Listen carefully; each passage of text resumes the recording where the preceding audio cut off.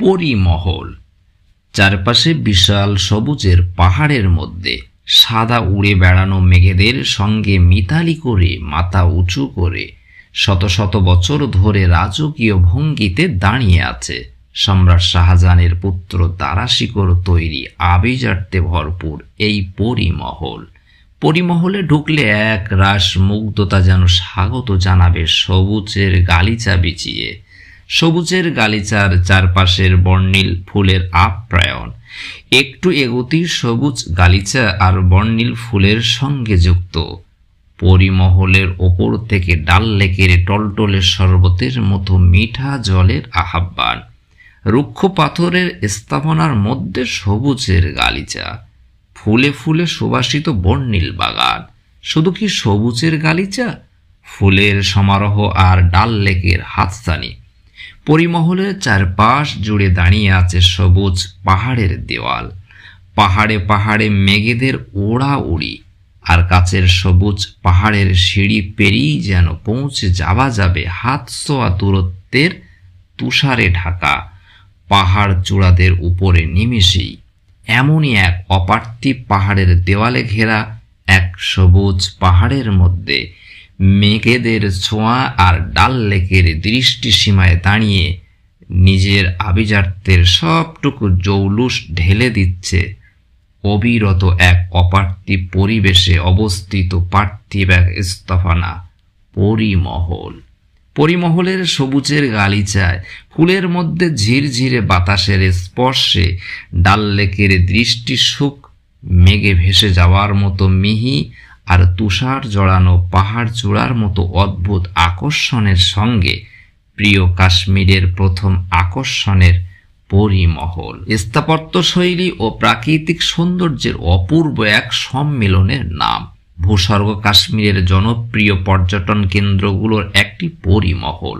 উর্দু পরিমহলের বাংলা অর্থ পরীদের বাসস্থান। জাবারওয়ান পর্বতচূড়ায় অবস্থিত ঐতিহাসিক এই স্থাপনা ভারত অধিকৃত কাশ্মীরের শ্রীনগরে অবস্থিত।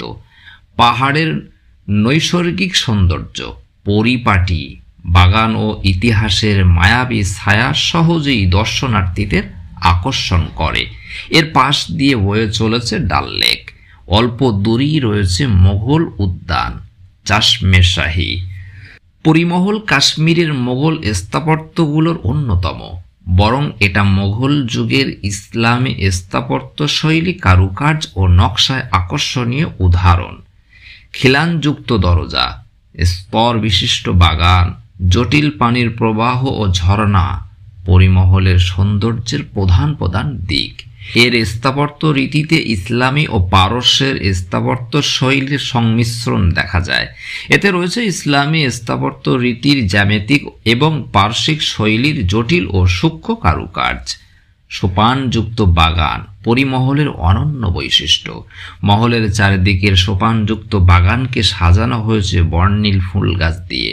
বসন্তের আগমনে বাগানগুলোতে যখন ফুল ফোটে মনে হয় যেন রূপে মেঘম মেলে ভূস্বর্গ কাশ্মীরে নিজের শ্রেষ্ঠত্বের প্রমাণ দিচ্ছে পরিমহল। মোগল সম্রাট শাহজাহানের ছেলে শাহজাদা দারাশিকো 1600 খ্রিস্টাব্দে পরিমহল নির্মাণ করেন। দারাশিকো তার সুফি শিক্ষক মোল্লাহ শাহকে পরিমহল উৎসর্গ করেন। এখানে সুফিবাদের চর্চা হতো। দারাশিকো পরিমহলকে একই সঙ্গে জ্ঞানকেন্দ্র ও আবাসিক ভবন হিসাবে গড়ে তোলেন। এখানে তিনি একটি সমৃদ্ধ পাঠাগারও গড়ে তোলেন। পরিমহলের নামকরণ নিয়ে স্থানীয়দের ভিতরে নানা উপাখ্যান প্রচলিত আছে। একটি জনপ্রিয় উপাখ্যান হলো এখানে রাজকন্যাদের তাদের ইচ্ছার বিরুদ্ধে বন্দী রাখা হয়েছিল।